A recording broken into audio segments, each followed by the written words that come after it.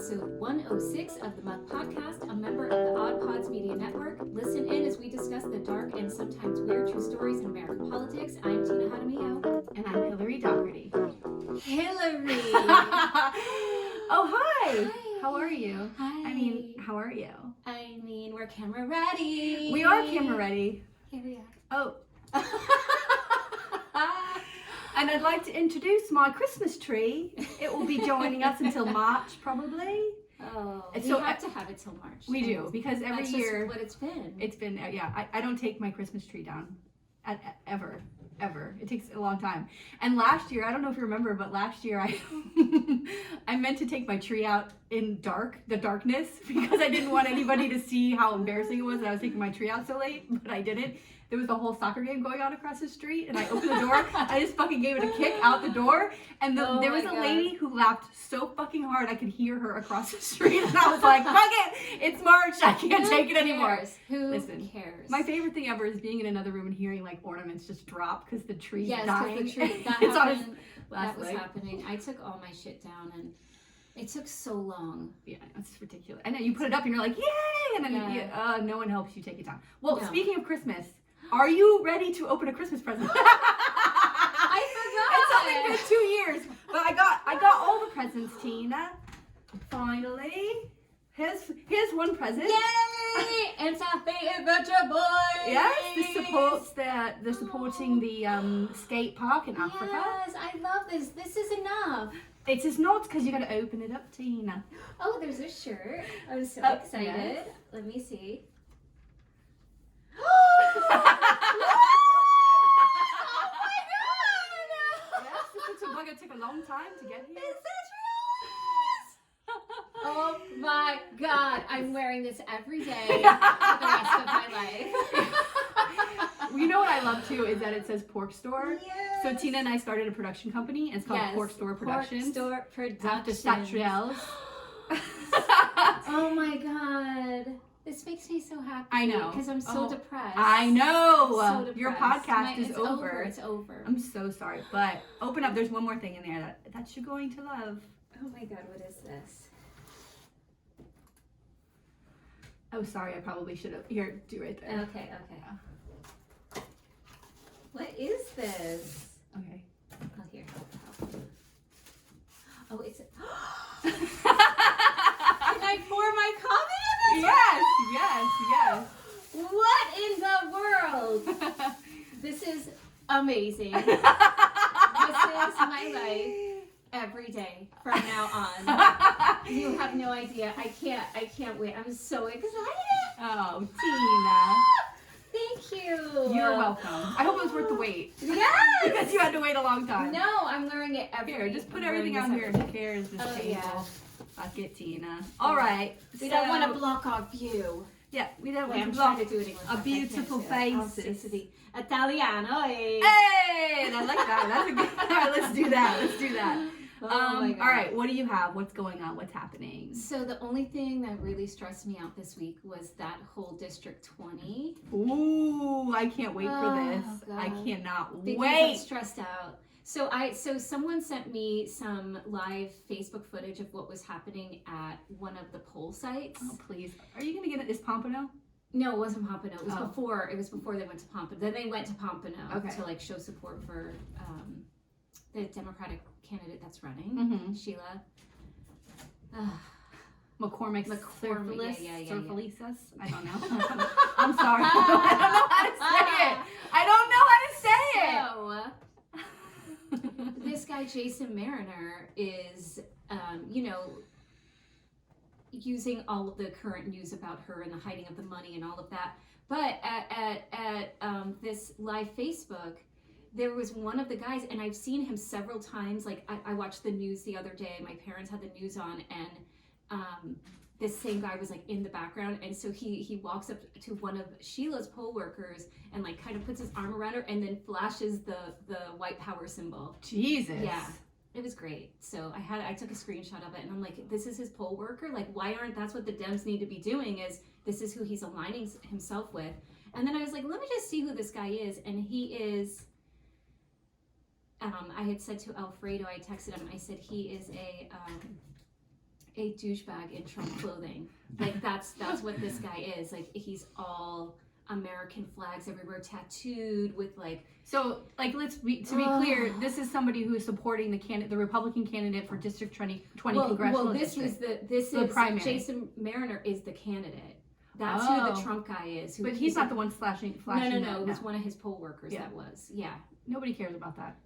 Nobody cares. I know, but I'm worried that he's going to end up winning. Everyone's like, oh, this is a Democratic stronghold. And what happens if this guy wins? It's because the Democrats are asleep at the wheel in Broward. But we know that already. I can't stand it. Oh, she's got a lot of money, though.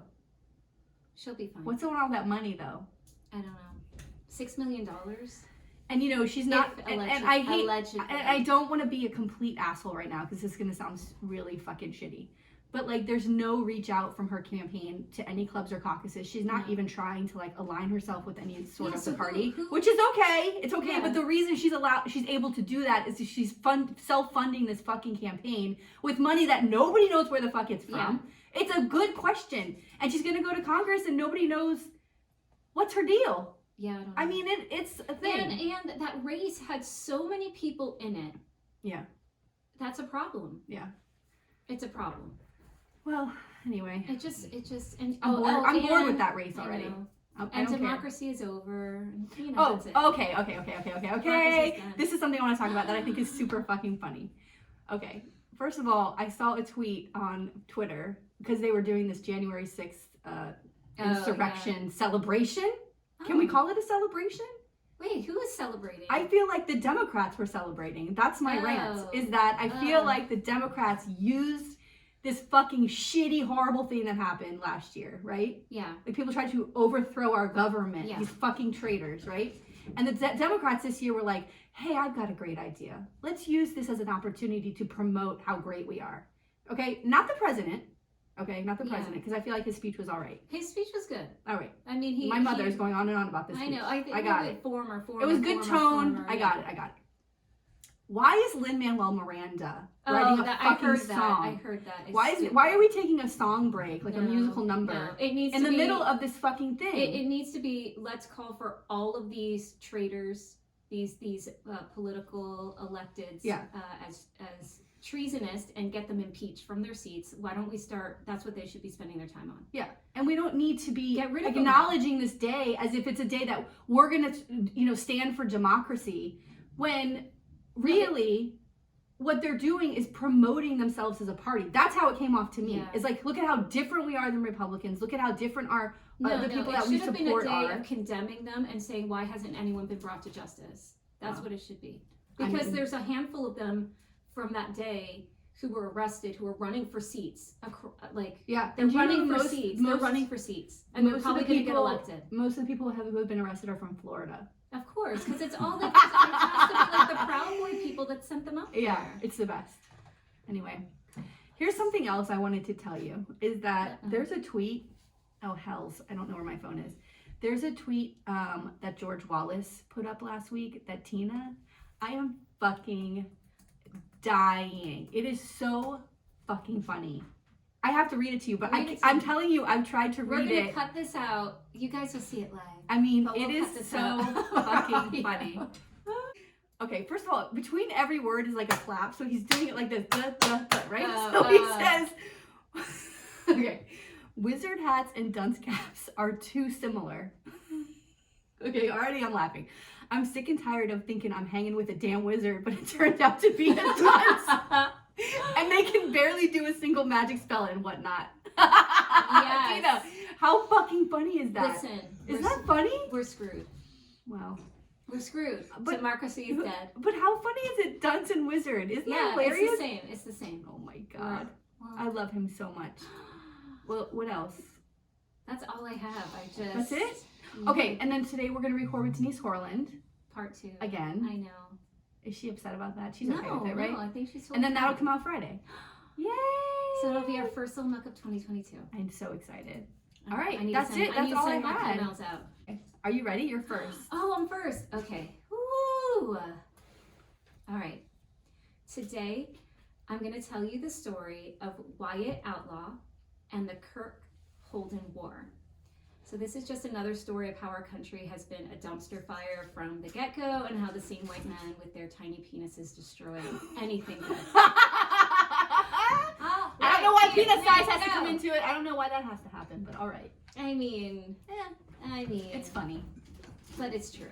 I mean, I don't know how we can, prove that historically, but so Wyatt Outlaw was the first African American to be appointed town commissioner and constable of Graham, North Carolina in 1869. But when whites objected to being policed by a black man, the KKK lynched Wyatt, leading to the Kirk-Holden War. What the fuck? Yeah, it's an awful story. Tina! Awful story. So our story takes place in Graham, North Carolina, and this is near the center of North Carolina in Alamance County near Burlington. It's small. Currently there's like 12 to 15,000 people, and it's known for like factory work, like plastics and stuff like that. And it's sort of suburban-ish. It's kind of rural, but it's a suburban area. The cat's going wild. I'm sorry. So this story takes place, though, remember we covered the Wilmington massacre back in episode 26. It does not feel that long ago. No, we're on it doesn't. 106, but back in episode 26. That was a good one, though. That was a good one, but this is about 30 years before that incident happened. Oh, wow. So be sure to check out that episode if you have not listened to it yet. So the Times News reported that Outlaw was born into slavery around 1820. His father was a powerful slave owner, and his mother was a slave. And I read this one article, and the way that they talked about this is they talked about it as a rape, obviously. But the one thing that they noted in the article, and I was like, oh, this is 100% true, is that even if a woman could give consent, you cannot give consent if you're owned by another human being. Right. So I just want to... Same thing in prisons today. Yeah. With these guards. Yes. So he was around 40 years old when he gets sold to a man named Outlaw, and that's where he gets that last name from. He was married, he had 2 boys. In 1864, he escaped, and he served in the 2nd Regiment of the U.S. Colored Cavalry and fought in Civil War. In 1866, according to Ian McDowell of Yes Weekly, Outlaw left the cavalry and returned to Alamance County in 1886. He opened a woodworking business. He built cabinets and coffins, and the coffins that he built were for people who like had no money, and the city has to bury them, so the city would buy coffins from him for $4 a coffin. So he was making money that way. And in September of that same year, Outlaw attends the Equal Rights League in Raleigh, and he gets elected to the board, which is really exciting. Yeah. So the Equal Rights League was an organization that was focused on giving power to newly freed slaves, and the league also pursued rights for indigenous folks and for also those of mixed race. But, as you know, newly freed slaves aren't really free, right? They still couldn't do much with that freedom. So this group sought to get full political rights, including the right to vote, to blacks. So in 1866, there's this new code that allowed blacks to have some limited civil and political rights, which is what allows him to get appointed to that office a little later on. So Outlaw is now part of this board, and at that convention, he meets soon-to-be Governor William W. Holden, and this was a political figure. He had served as senator, and he supported the league, and he was one of the few white men to attend the event. And when Outlaw returns to Alamance County, he starts a county loyal Republican league. So remember, this is a time when those called Republicans are like today's Democrats and vice versa. So in 1867, that former North Carolina senator and soon-to-be governor William Holden appoints Outlaw to the Union League Commission. So he gets appointed to this other commission. He's on that other Equal Rights League. So he's really involved politically. So just to give you a little bit of background on Governor William Holden, because remember the other part of the story is the Kirk-Holden War. So Holden is an important figure here. He, according to NCpedia, he looked favorably on concerns expressed by both poor whites and blacks, and he organized a political movement, those Union Leagues, committed to black equality. And by 1868, he had 2,000 Union Leagues. Like, holy shit. Yeah, which is, incredible. I mean, for the time, it's incredible. Yeah. So in 1868, he becomes governor of North Carolina, and shortly after, in 1869, he appoints Outlaw to town commissioner, like giving him that political power, and also appoints him as constable. So, he's supporting Outlaw. He wants to encourage and support blacks at this time during Reconstruction, which we know is like a shitty time, dangerous time. So the Klan didn't like that Holden was what Holden was up to. Did not like that he was giving political power. The Klan also has that wizard dunce hat. Yes, look, they which do is really have the dunce important hat look. to recognize right now for that tweet. And they wanted to quote. They wanted to remove, quote, the dark savages and white ignoramuses wearing the oath of office. So that was they did not want blacks holding any power, of course, right? So you would imagine that they wouldn't then like outlaw holding that particular seat. And in Graham, there was Klan violence. So as commissioner and constable of the town, Outlaw set up a night patrol to protect the citizens of Graham, both black and white, because like the Klan was like, everybody was afraid of them. And so it was him along with 3 other constables who were also black men that would kind of like take these patrols at night to make sure that everything was okay in the town. Jesus. So Ian McDowell, writing for Yes Weekly, explains that in 1869, masked Klansmen rolled into the town to try and scare the black residents. But as McDonald writes, Outlaw and the other black constables fought back, and they ran the Klansmen out of town. Okay. Yes, All like, right. woo! Yes. So there is some speculation as to whether they shot at the Klansmen, but as constables, that's their job, right? They're there to protect people. Okay. And a constable is basically like a police officer, so they're appointed to keep the peace. And if there are these, a bunch of these wimpy ass white guys who are coming in trying to hide under sheets and scare people, they have the right to protect the people that they're trying to, hurt. Why? So, This became a thing? Because they shot at them? yes. So we've covered a few stories during Reconstruction, and in school, I have to say that I remember, you learned about like the Civil War and the Emancipation Proclamation and Reconstruction, but I don't ever remember learning how incredibly violent Reconstruction was. I don't remember learning about the KKK being a prominent figure during Reconstruction, like that was like an issue that was causing problems in this country. Like really, like I don't remember learning that at all. And I don't remember learning about this story in any way, this governor, like none of this. But even how long it went on for. You're talking about this gentleman, and then also 30 years later is Wilmington. Like, that's decades and decades of like fear, and torture. And So, and we've talked about this before, and we talked about this a little bit earlier with the current insurrection, but the Confederates should have been charged with treason. Fucking A. They should have gone to jail. Yeah. No statue should have ever been permitted to be erected. Ever. Like this. They should have been shamed. So let's get into the major incident. Boy. I'm not looking forward to this, Tina. So McDowell offers the grim details about what happens to Wyatt Outlaw, and this is based from Outlaw's mother's testimony at the time.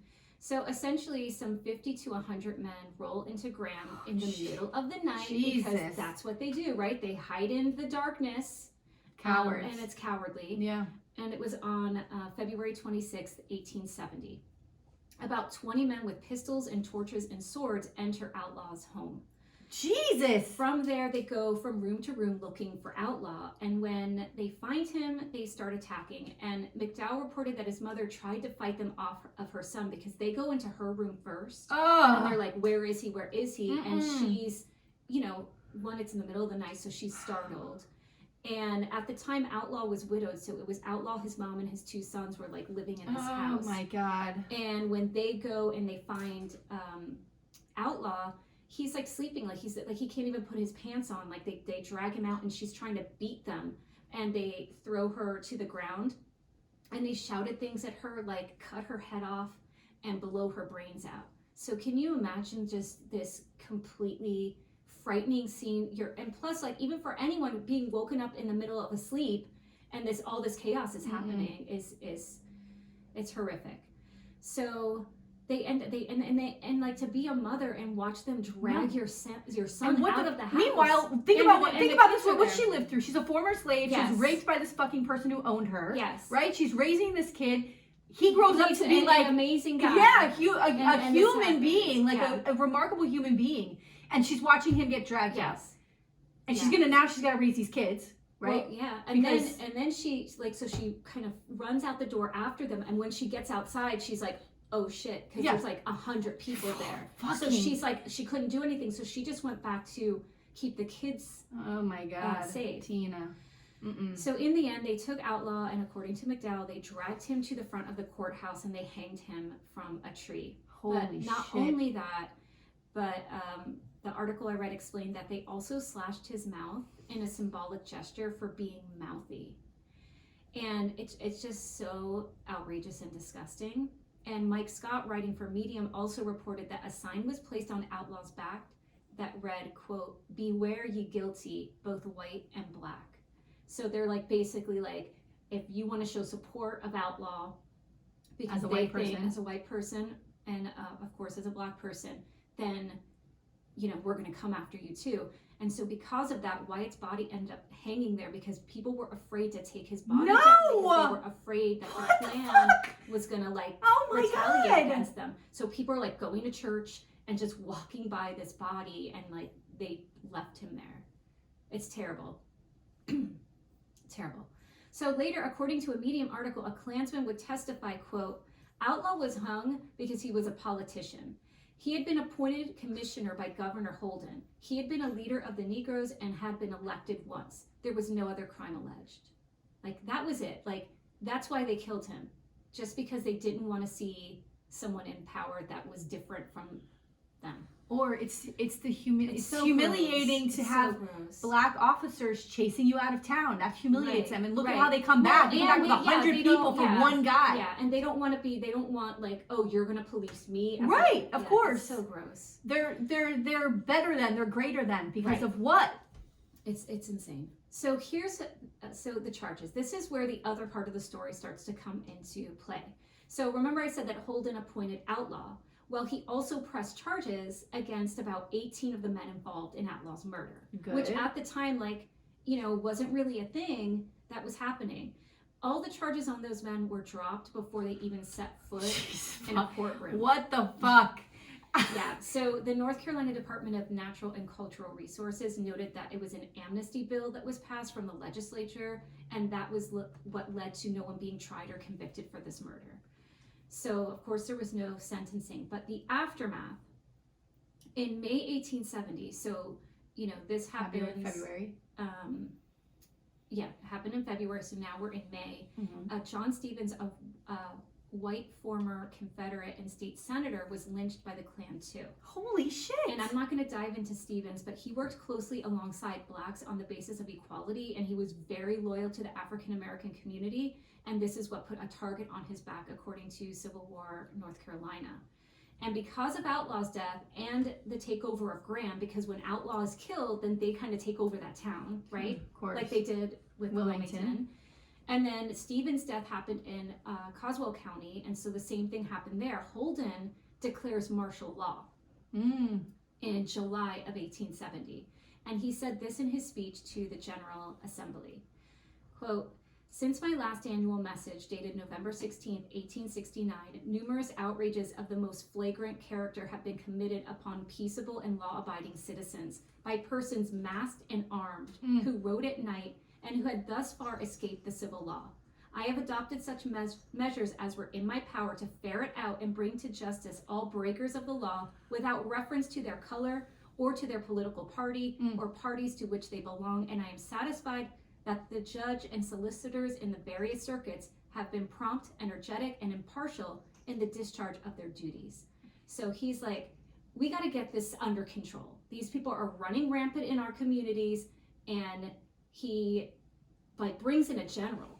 So this is what leads to that Kirk-Holden War. So according to Black Then article, Holden got someone named George Washington Kirk to run the Klan out so that the blacks could safely vote and like participate in their communities. Okay. And Kirk was not playing around. he started arresting folks, and not just regular guys. Like, he was arresting prominent political Klansmen. Oh, good. So the Caldwell County Historical Association noted that some of the people that Kirk arrested were ex-Congressman John Kerr, lawyers Jacob A. Long and James E. Boyd, Captain Joseph F. Mitchell, Sheriff Jesse C. Griffith, Barziali Graves, Thomas J. Wambach, and Yancey Jones. So it was a bunch of sheriffs, and around 100 other men were arrested. So he was like, we're taking these people down. So unfortunately, the Klan ended up gaining control of the General Assembly in November of 1870, and they set out to put a stop to all of this, and they go and they arrest Kirk, and they moved to impeach Governor Holden. Wow. So basically, Holden wouldn't release the prisoners, the prominent folks that Kirk arrested, and they used that as a charge against him, saying that it was false imprisonment. And so he was charged. This is crazy. This is a crazy fucking story. It's insane. They're terrorists. Yeah. I mean, they're fucking terrorists. And this is a guy like this. He's just trying to run the state. Yeah. Like, he's like, okay, like, the Civil War happened. Like, here we are. Like, we got to get things moving. We got to work with people. And there's this group of people refusing to let that happen. And now he's going to get impeached because of it. You know what we need, though, really, is we need their plan of how they took over the assembly, so we can pass those notes on to the Florida Democrats. And how the fuck we can start having some power. Yes, please. Can we get the notes, Klan? Thank you. Oh my God. From the 1870s. Oh my God. So we're that desperate at this point. I know, we're desperate. Well, we need to do something. We're such a hot mess. We're such wimps. I can't stand it. All right, so Same. He was charged with, Holden was charged with declaring martial law, unlawfully raising troops, illegally declaring counties to be in a state of insurrection, illegally arresting citizens, seizing, detaining, imprisoning, and depriving those citizens of their liberty and privileges as free men, and refusing to obey a writ of habeas corpus. So that's what we have on him. And so Black then reported that Holden got impeached. He was tried and was forced out of office. This is insane! He was the first governor in U.S. history to be impeached. Wow! Yeah. Have you ever heard of this is incredible! That a governor was impeached for trying to help Black people? But the KKK did it! The KKK took power and impeached him! They impeached him. And this is what the same white power assholes want to do today. Right? They want to strip Biden of his role. They want to say that all of this didn't happen. Oh my God. It's the same thing. Well, welcome it's to the same thing. Welcome to the 2022 midterms. Oh my God. My dad came up with a great thing about the insurrection. It was Hitler had his the beer hall Putz, how do you say it? You know what I'm talking about? And Trump had his beer belly. Ooh. The beer belly puts with all those dumb I love this. Okay, so Holden left North Carolina and he went to DC to work in journalism, like with a newspaper or something, and then he went back to North Carolina and ended up in Raleigh in 1873, and he worked there as Postmaster General, and that was sort of the end of his career. And while Holden was impeached, which sucked, the worst fallout from the impeachment was the fact that Blacks in Graham and the surrounding cities, counties lost what little rights they had. Like any rights they had, everything was stripped, and the Klan won. And it's like, yeah, it sucks for Holden, but Holden's a white man. He can go anywhere. Yeah. His life wasn't... retire as the postmaster general, whatever, it's fine. It wasn't, but all of these other people suffered for decades. So some points of interest. Yeah, but you know what? If you're going to be impeached, impeach me for trying to do the right thing. Like, at least he knows that he was fighting for the right things. It's just awful. Because a lot of these guys get pressured. The white guys that have power. And he stood his ground. I mean, he brought this. That's pretty impressive. Yes. So one thing I read and loved was that not only did Outlaw have that wood building business, but he also sold booze, like where he created stuff, and his place became a place for. He was a brew brother. Yes. But his place became a place for local tradesmen, both Black and white, to hang out. And, you know, he was just fostering, like, a really wonderful thing in this community, you know. And well, we can't have that. And just like with Wilmington, like, what would our world look like? What would Wilmington look like? If Wilmington didn't happen, that's a great if question. This didn't happen, like, where would we be today? Oh, my God. You know, it just sucks, man. Ugh. All right, so... Well, we don't evolve either. There's I no know. Evolution of like race relations. No, There's nothing it's like such we are in the garbage. same place we were Yes. 200 fucking years Yes, ago. It's yes. incredible. It's frightening. It's frightening. It just doesn't change. So another disgusting I'm not thing, driving through these little towns in the South. Yeah, no. No way. No So- way. Another disgusting thing that happened is at the very site where Wyatt Outlaw was murdered, right at that tree Yeah. outside of the courthouse in that area, they erected a Confederate statue. Mm. And the person who gave a speech at the statue's unveiling was this man named Henry London. And he was a white supremacist who gave a rousing speech about how they should celebrate this depiction of a Confederate soldier and, quote, recall the achievements of the great and good of our own race and blood. And this guy was so incredibly disgusting. Like, he lied. So he was like, I served in the Civil War, right, with the Confederates. And he lied about the Union. Yeah. The time he served in the Civil War, he served 6 months in the war because he was like away at college. And a politician showed up in town and he wore his uniform. It's and like was that stolen valor. Yeah, it was These like, guys that oh, are I fought for 3 years Oh and my like all God. these lies. He also gave a crazy, and I mean crazy speech, Yeah. where he basically claimed that blacks should be thankful to the kindness of slave owners. I'm sorry. Bill O'Reilly Yes. fucking said that like 5 years ago on his show. He said the same he fucking got it thing. from this. He said because it was the horrible Yankees of the North who brought slaves from Africa, and the wonderful and amazing Southerners like those of North Carolina deserve credit for civilizing them and offering, them to learn the civilized ways of the white folks there. I'd like to thank you, It's but insane. someone's whipping me right Yeah, now. it's insane. Piece of shit. Insane. Well, It's this it's always about changing the narrative, Yeah. right? yeah.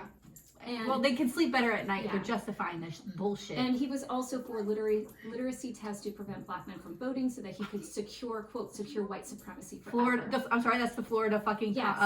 legislature Yeah, here in we are. 2020. Here we are. Fucking So, poll tax. it's just crazy that he, and this was about, I want to say maybe 40 years after Outlaw was killed, that this guy went in and gave this speech and they Oh my God, Yeah, they 40 arrested- years? What Yeah. the fuck? Because It's that whole town crazy. is run by crazy white Oh people. my God. So in February last year, the NAACP of Alamance County wanted this sesquicentennial park, which was created during the 150-year anniversary of the town, to be renamed Wyatt Outlaw Park. But the council ends up leaning against it because they were like, we want to recognize this park was created because to recognize the 150 years of the town, and we will do something else to Bullshit. commemorate, Wyatt Outlaw. Whatever. I know. Fucking cool last name though too. Wyatt Outlaw, fucking A. So in 2018, the City of Graham's Police Department added Constable Wyatt Outlaw to the Alamance County Law Enforcement Fallen Heroes Memorial. I know. Tina. And in 2011, North Carolina pardoned Holden from that impeachment. Oh, that's good. So, and that's the story of the murder of Wyatt Outlaw and the Kirk-Holden God. War.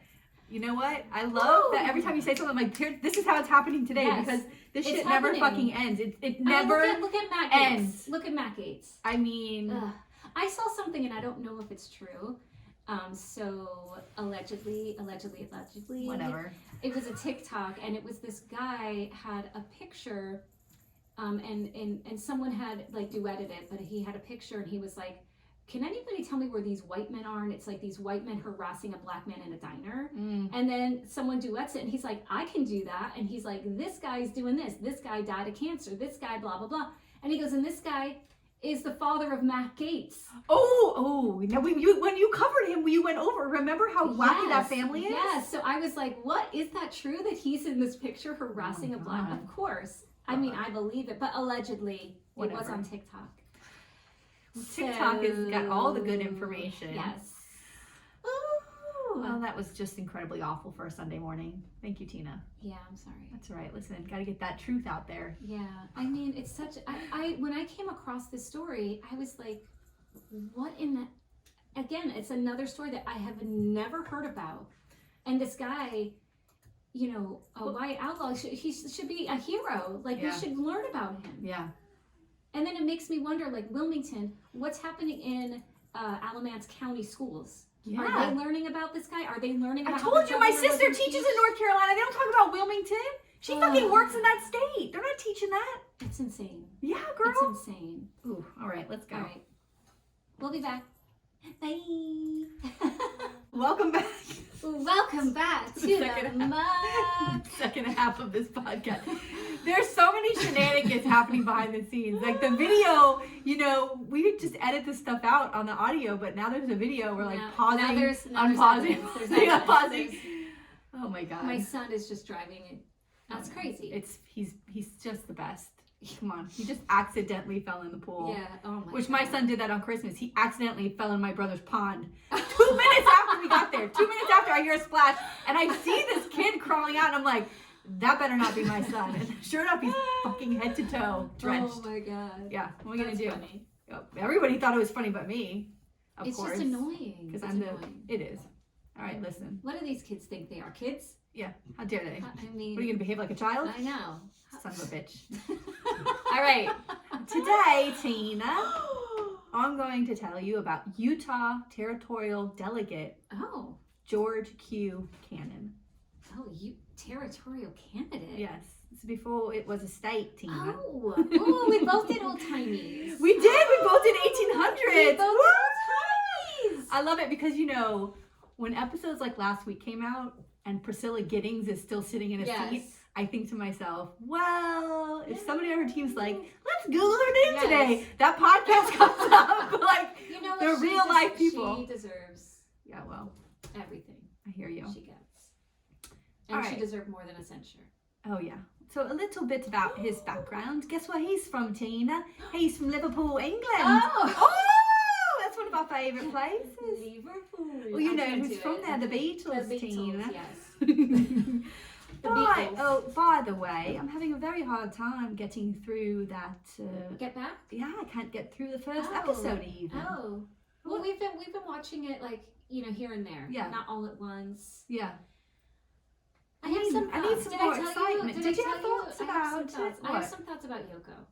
There's my problem. I'm staring at Yoko the entire fucking time I'm watching this. I'm like, what is she doing? She's knitting. She's like writing fucking checks out. Guess what? What's she doing? Guess what? Give somebody some space. Well, here's the other thing. But I'm looking at John Lennon. I'm like, fuck, he's fine as fuck. Am I gonna leave him alone? Hell's no. No fucking way. I'm gonna be on him like glue. I know, but guess what? They're recording. They're trying to hang out. And they're like, just go away. Like, I would not be able to have someone sitting by my side. I just like. But listen, also like the like confidence. She's less than an arm's reach. No, she's on top of him. She's practically playing the guitar with him. Yeah, it's like, you just go away. I know, like, it's a lot. Do a pop-in. Oh, and then there's one scene where he. Wait, before you say that, she had the confidence in the relationship too. Like, you know, she feels like I can walk in here and do whatever I want. Yes. That's how fucking close they are. Yes. He's not telling her back up a little bit. He wants her there. I mean, I don't know about. I feel like it's a toxic relationship. So how does that happen? Like, the fucking must be insane, right? Probably. Insane. She must be crazy in bed. Yeah, but which is awesome. Okay, but give somebody some space. I don't know. If John Lennon's on your arm, I'm not giving him an inch of fucking space. No. Get away from me. That's a money ticket. And I back up the Brinks truck because holy shit.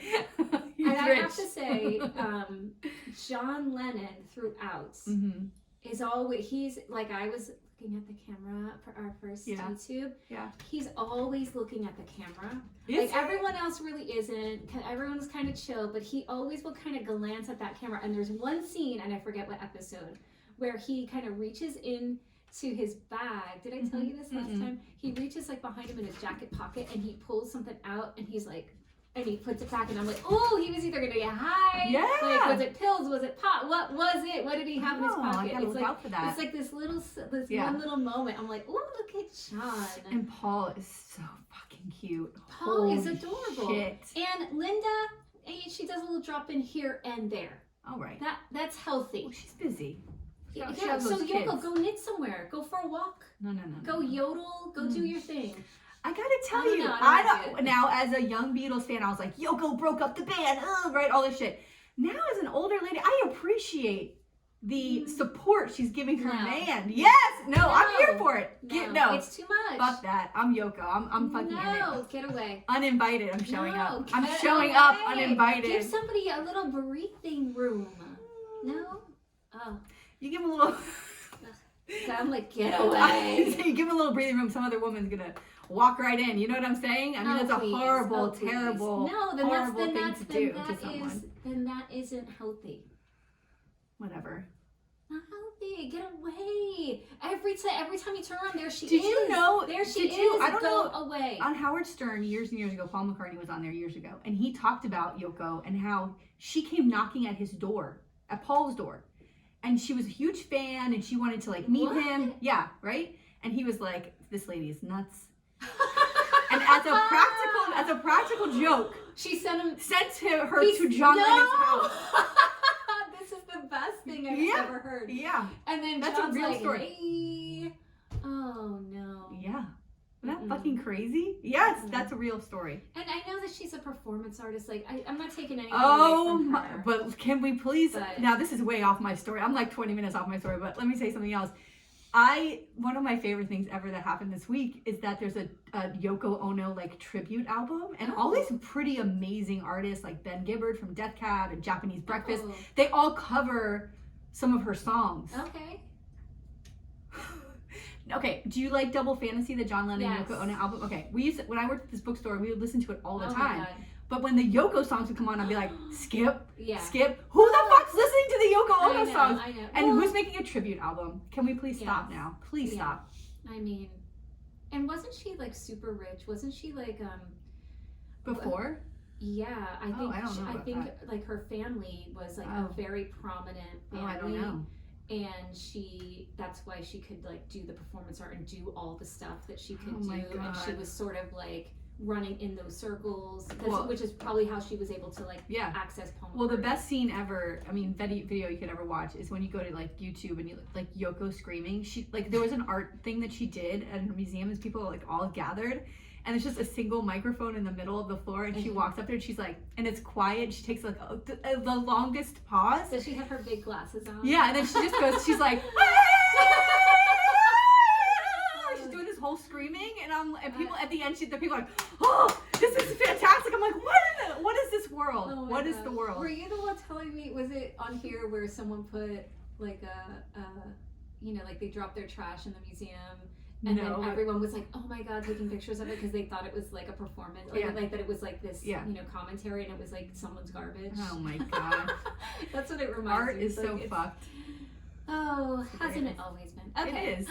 Thank God for artists. Okay. Sorry. Like we had us. a few- Like us. We're artists. We are. We're media artists. Hi. Hello. I'm an artist. My masterpiece is yelling what the fuck every week. All right. Get back to this guy. Okay. I We're got back in- we're in Liverpool Utah. I got off track. I'm We're so in sorry. Utah. Not yet. Oh. We're still in England. So Oh. he's born in England. He's the oldest of 6 children, and his mother and father were from this very tiny island called Isle of Man, and it's between the Oh. UK and Ireland. And that's where he spent the early years of his life. And his father's sister, Lenora Cannon, married future Latter-day Saint apostle John Taylor and was baptized in 1836. So she's over in America. Wow. Yeah. So an early LDS. Yes. So the news reached George's father, George Cannon, Sr. And 4 years later, when Taylor came to Liverpool, his sister, the entire Cannon family was baptized into the Church of Jesus Christ of Latter-day Saints. And George Q. Cannon, our friend here we're talking about, he was 13 years old at the time, okay? Wow. So in 1842, the Cannon family set sail for the United States to join the church in Illinois. And on the voyage over the Atlantic, his mother dies. Now, can I say something? Why are we getting on these ships? Like, even today, people are getting on these ships with Yeah. the fucking coronavirus. Yeah. But, like, the odds of you making it across the Atlantic on one of these ships in the 1800s was it was not a good idea. Desperate times. Yeah, so his poor mother's living her life, Yeah. her best life on the Isle of Man, gets on the ship Yeah. to go And to here the we States go. and fucking dies. Ooh. I mean, come on. It's the worst. So, all right. I'm sorry. I'm just not getting on a ship is what I'm saying. I will look at the ocean. I will not get No into the cruises. ocean. Jaws, cruise ships. I'm out. Jaws. I'm fucking out. Such a great movie. I'm not doing it. Okay?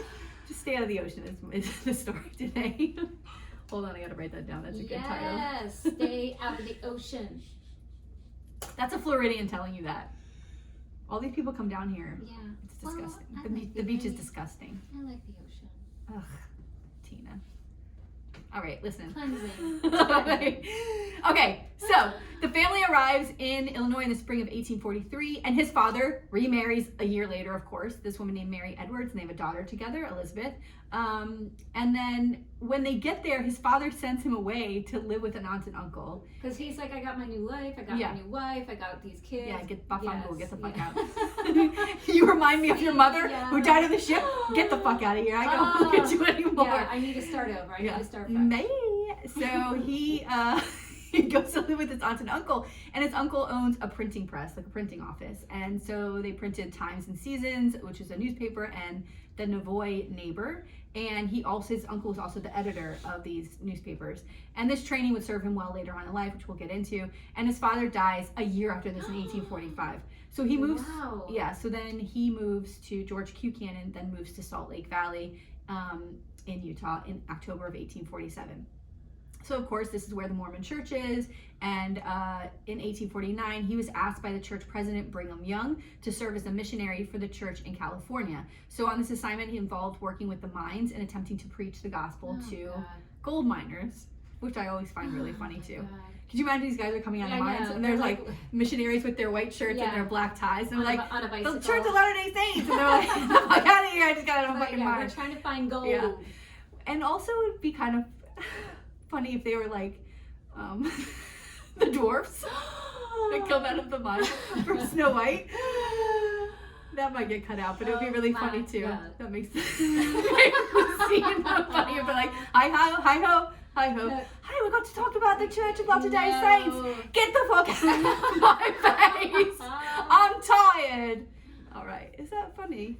All right. So then after doing this for several months, Cannon and several other mining missionaries were asked to head to the Kingdom of Hawaii. Oh. We've covered this on the podcast before. God. And he's just like this whole missionary thing. It's like, stop trying to spread the word.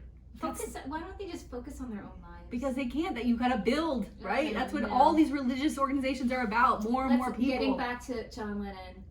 Let's, imagine no religion. Let's get rid of it. Look at Tina with the fucking bringing it right back. Love it. Love it. So he served there for 4 years. And initially the missionaries in Hawaii focused on teaching European and Euro-Americans in the island. But his focus was on the natives in Maui. And while on the island, he taught and baptized many Native Hawaiians. Come on. He also organized multiple branches of the church, and on occasion met with government ministers of the Kingdom of Hawaii to get the church some sort of recognition. Oh, God. There. It's just, it's the same ego. Like, who are you to baptize somebody? Who are these people who are believing on it? And Mormon, the beginning of the Mormon religion is wild. It's such a. All beginnings of religions are pretty wild. In the desert. Maybe he was just high. He probably just like ate some peyote by mistake. Had a vision and somehow thought he was important. But if there's I forgot the movie that's on Netflix. I think it's Murders at the Mormon Church or something. And it was this wild story about this guy who was a counterfeiter, and he could counterfeit all these documents. And because the Mormon Church was so young, this was like I think in the 70s or 80s. Anytime they found new documents, it was like a big deal. Because they were always looking for books or whatever, and he was making these counterfeit things. Genealogy, they trace people back. They have all those records. So he's faking a lot of this. So he was counterfeiting them. Ooh, Tina, it's a great show. I think it's called Murder at the Mormon Church or something like that. Wow. Anyway, so here we go. So one of the most notable was Jonatana Napala, who assisted Cannon in translating the Book of Mormon into Hawaiian. Oh, and we're back again. The Mud Podcast on YouTube is not a good channel. It's not good for anybody, Tina. It's the best channel. Hi. Well, here we go. Let's do it again then. One of the most notable was Jonatana Napela, who assisted Cannon in translating the Book of Mormon into Hawaiian. Okay. And Joseph F. Smith, a future president, would follow Cannon and serve in Hawaii for another year. He eventually was made district president over multiple branches in Maui. So by October 1852, there were slightly over 900 members of the LDS Church in Hawaii, with most of the island of Maui. Returning to Utah Territory, Cannon married Elizabeth Hoagland. He was almost immediately called to assist Apostle Parley P. Pratt in publishing a newspaper in California. And meeting Pratt in California, Cannon was told that he would remain behind and become president. He became president of the church's Oregon and California mission, and he held that position from 1856 to 1858. So during this time period, Cannon published the Hawaiian translation of the Book of Mormon, because everybody was just so desperate for that. I know. And what's that? Well, you know what we really need is this Book of Mormon in Hawaiian language. That seems like a good idea, Tina. Think of all the people we could bring over to the LDS Tina and the Hawaiian skirts and all. Oh God, the poor Hawaiians. I know. They never want. I mean, they got screwed. Go listen to the episode where I did the how the United States fucking screwed the Kingdom of Hawaii. Terrible. All right. So, in February 1856, he started the Western Standard, a weekly publication based in San Francisco, and he returned to Utah in 1857 to assist in a local war there called the Utah War, and he was commissioned as lieutenant general in the region where they lived. So, during this time, Cannon served as printer of the Deseret News while it was published in exiles in Fillmore, Utah. And after the Utah War, he was called in as the president of the church's Eastern States Mission. So then he becomes an apostle. Oh, yes. Unfortunately, Parley Pratt was murdered in 1857, and there was which created a vacancy in this quorum of the 12 apostles. And the vacancy was not filled until Brigham Young called George Q. Cannon to the apostleship 3 years later, and he was ordained into the priesthood office of apostle on August 26, 1860, at age 33. Upon his joining the Quorum of the 12, Cannon was called to preside over the church's European mission. And his mission in Europe ended when he was recalled by Young in 1862 to work in Washington, D.C. to assist in the church's promotion of Utah's territory bid for statehood. So at the adjournment of the 1862 congressional session, Cannon again leaves for Europe to continue presiding over his mission there. And it's our other it's our intern. That's our podcast intern. Oh, lucky. This is only for our video. In his capacity, he was editor of the Millennial Star, and for a short time the church's Welsh language periodical. And from 1867 to 74, Cannon was the managing editor of the Deseret News. I know. So he also in 1866 began the publication of a magazine for youth and young adult Latter-day Saints called the Juvenile Instructor, which I made a joke on the podcast that that's a good porn name, but those of second time around, I don't know if the jokes is funny. Watching this video, listen to the audio for all the lovely jokes for about 15 minutes that accidentally did not get recorded. The genius that is not being portrayed here on YouTube it's really upsetting to me. Listen, this is our second go round. We'll get it, YouTube. Don't judge us, YouTube. Yeah. How dare you? What are we? Why are we even on YouTube? What? You're judging us? You are. What? How dare you? God. YouTube. I mean, literally. Yeah. They're annoying. I mean, with your comments and your judgments. If I want that, I'll call my mother. I don't need to go to YouTube. Thank you. So, all right. So he begins publishing this youth magazine, and then this magazine he did for this, it ended up being like the Sunday school book and magazine for the church until they end up selling it. His family ends up selling this paper to the church in 1867. Okay. So in April 8th, 1873, he became a member of the church's first presidency when he was called as the first counselor by Brigham Young, and Cannon went on to serve as counselor to 3 more presidents of the church. And he was elected to be a non-voting delegate for the Utah Territory in the United States Congress in 1872, and he remained a congressional delegate until 1882, so for 10 years, when his seat was declared vacant by the enactment of the Edmunds Act, which terminated many political and civil rights for Utah's Mormon polygamous. So here we are. Woo! Here we are. Honey. With big love. Honey. Yes. Okay. Ooh. So I want to know how many wives he had. all right, we're gonna How get many into houses? Oh, we're gonna get into it. Ooh. Oh, we're gonna get into it. So How by many 18, kids? yeah, Jesus. so many fucking kids, Oh Tina. my God. So that's what before we had a video, Yeah. like whatever. That's what I was like. How does anybody want to be in a relationship like this? Like, how does a man want to have 6 fucking women? He like had 6 wives. 6. Like, how are you dealing with 6 women like this? And then Although all the kids. the women are a little, they're not like, you know, bra burning feminists. So they're like, Yeah, this is but their duty. Like, they're also- aware of this. But also, aren't they sort of given to, Yes. right? And how Yes. old are they, or how Ugh, old were they? it's You know, disgusting. it's disgusting. So It they is. probably didn't even have a choice in this. Yeah. And now they're in this, Yeah. relationship. I mean, if I'm starting a religion, I'm definitely going to have 6 husbands. Yeah, I mean, I don't care Or about whatever. polygamy. You know what I mean? Like, that's fine. Like, but in the Mormon Church, oftentimes it's young girls who don't have a choice. Yeah. That's the thing I'm objecting to. Absolutely. Okay. Nobody wants a 50-year-old gross dude Yeah. climbing on top of them. Ugh. If it's Ted Deutsch, maybe. Hey. Oh, I also wanted to say that I remembered my 3rd older Jewish hot crush that I have. Oh. Remember I mentioned on the Yes. wrap-up episode, it was Ted Deutsch, of course. Yes. Wasn't it Jeff Goldblum? Jeff Goldblum. And my 3rd is Larry David. Oh my God. Larry David, he's so cute. Oh my God, no. Oh, No. Larry David. Yeah, Okay. cute, but not to climb on top of you. Ooh, no, yes, Have you seen please. the latest with That bald head? what's her name? Tracy Ullman. Oh my God, So Tracy Ullman is so funny on this She's show. Brilliant.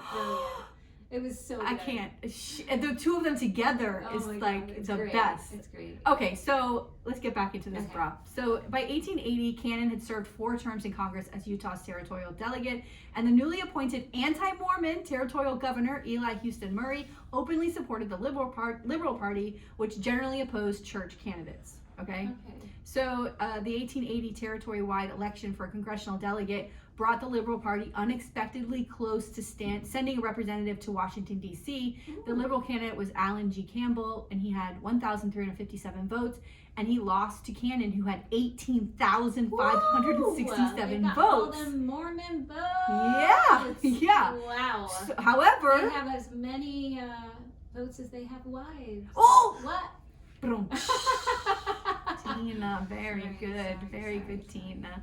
So, however, before Governor Murray certified the election, a protest on behalf of Campbell was filed because, The polygamy. yeah. So the protest listed a dozen claims, chiefly that Cannon, born in England, was not eligible to be a candidate in the first place. Oh. Right? Let's remember this. He's from Liverpool, England. So the protest also claimed that Cannon's participation in polygamy was incompatible with federal law and a delegate's oath of office. Oh. Because of that Edmunds Act. Yeah, I mean, I disagree with, like, if someone wants to have more than one partner, like, they shouldn't be excluded from office. You know, I don't think there should be a law. Look at that Katie Hill. You know. P.S. Did you just see that she had a baby? Oh no, I didn't. Oh my God, so beautiful. Aw. We covered her on the podcast, remember? We did. So, okay. So he agreed, so Murray, the governor, agreed and issued certification to Campbell in spite of the poor showing. So even though he didn't get enough votes, he still gave it to the other guy because Cannon is polygamous and he there's wasn't all these born here, laws. etc. So Cannon was already in Washington at the time, and he argued that only Congress could decide on a member's qualifications. Ooh. He then received a certificate from sympathetic territorial election officials that stated he had received the most votes. And that document convinced the House of Representatives clerk to enter Cannon's name on the roll, and so Cannon began drawing the delegate's salary. Ooh, Right? So he's getting money, he's getting paid. Yeah, even though the governor there is like, you didn't win, you broke these laws. Well, Fine. he won. Yeah, so both of Murray and Campbell, so the governor and then also the other guy, they traveled to D.C. to dispute the seat. Oh, come on. And each side battled over the position for over a year, even after the assassination of President Garfield, Dang. which also we covered on our episode 8. Hi, remember that? Yes. And I covered it because my daughter came home and said 3 presidents have been, or 4 presidents, maybe 4 or 3, have been assassinated. And I was like, no, it's only 2. Only Kennedy and Lincoln. And she was like, there was another president. History lesson. And I was like, well, I guess I should cover this on the podcast. I had no idea that happened. Okay. So on February 25th, 1882, the House of Representatives finally rejected both candidates. The House refused Cannon his seat on the basis of his involvement in polygamy. And in the end, the House seated John Thomas Kane as a delegate during the 47th Congress. So a whole other person. Because they're like, we're done with this drama. Bullshit. It's too much. Get lost. And this guy went on to serve for several years, okay? Wow. But the issue brought unfavorable national attention to Utah, which contributed to the Edmunds Act being signed into law March 23rd, 1882. Because there's people like, we don't want to associate with any of this. Yeah. You know? And you have to think at the time there were, I mean, we have a very conservative religious people today. Yeah. And back then, this idea of polygamy must have been, shocking, and that they didn't feel that it was moral, or et cetera, et cetera. Right. So the act reinforced the 1862 Morrill Anti-Bigamy Act by declaring polygamy a felony and also revoked polygamists' right to vote, made them ineligible for jury service, and prohibited them from holding political office. I mean, it's not right. It's not right. I mean, the only thing, like I said, people should be able to marry as many people as they want to marry, but it cannot be, you were appointed someone because you're some elder in the church and here's a 13-year-old. Like, that part, no. I just can't imagine you get married, you have all that hope and like, oh, the future is going to be so great. And then it doesn't end well. I don't know anything about that. And then you want more of that. Like, you want more women, more. It doesn't make any fucking sense to me. Well, it's probably just about spreading the seed around. You know what I mean? Sorry. That's to as many women, all of these children. Yeah. And there's probably something in the Bible somewhere that they're, that gives them permission to do this and have these women obey them, and it makes them feel like they. But where is the thing in the Bible for that for women? We don't have that. It's such garbage. It's bullshit, man. Men wrote it. That's true. If you could put something in the Bible for women, what would it be? I would just get rid of the Bible. Just get rid of the Bible. Good answer. That's my answer. Thank you very much. Okay, so George Q. Cannon, of course, he practiced plural marriage, and like I said, he was married to 6 women, and he frequently spoke in justification of the practice. When the Supreme Court upheld the ban on plural marriage in the 1879 Reynolds versus United States decision, Cannon stated, quote, "Our crime has been we married women instead of seducing them. We reared children instead of destroying them. We desired to exclude from the land prostitution, bastardy, and infanticide.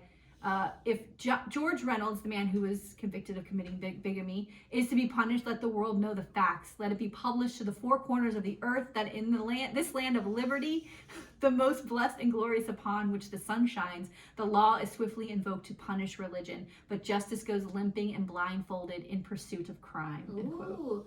The first part of that is interesting because he says that plural marriage helps eliminate prostitution and the killing of children. So is the idea that men are going to go whore around, and so instead of satiating these desires with prostitution or sex work, and other things, well, they can. Hi, YouTubers. This is our second attempt, our third attempt, our fourth attempt, maybe more. Who knows? So this is a little choppy because we had to re-record, and for whatever reason, we're having some technical difficulties. So if you want to hear the full story of Hillary's story and all of the crazy jokes and laughter, please be sure to tune into the audio to get that. Yeah. Like you always do. You don't really come to YouTube every time. Yeah. Well, I mean, we've only been there once. So. We got our Ted Deutsch interview. You don't want to see me talking to Ted Deutsch? All right, well, that's me. What's going on this week? Are you good? We have a big meeting on Wednesday together. Yeah, but it's my first week without the kids, so wish me luck. Good luck. Lots of crying. Oh, just come to my house. Okay, I will. Yeah, Tina texted me and said she restocked her liquor cabinet. And I was like, let's get it on. Let's do it. So that's it. I have nothing going on this week. Yeah. Nothing. Yeah. I mean, just dolphins, and then a ton of work. I got an additional. I hate this time of the year where it's like you're just coming off the holidays and you really just don't want to do anything at all. Yeah. And so, you're just like waiting around for something to happen. You got to get back into the swing of things. It's the worst. It's the worst. It's 2022 elections. And it's just freaking me out. Me too. But that's it. Yeah, it's all out of our hands at this point. Let it go. Oh. Let it go and let God? Is that how that goes? No. Let go, let God? No? No? Yes, I don't know. I read it in the Hawaiian translation of the Mormon book, the Book of Mormon.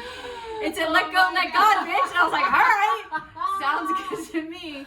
That sounds good. Oh my God, that is the best way to end today. Oh, okay. Talk to you later. Bye. Bye.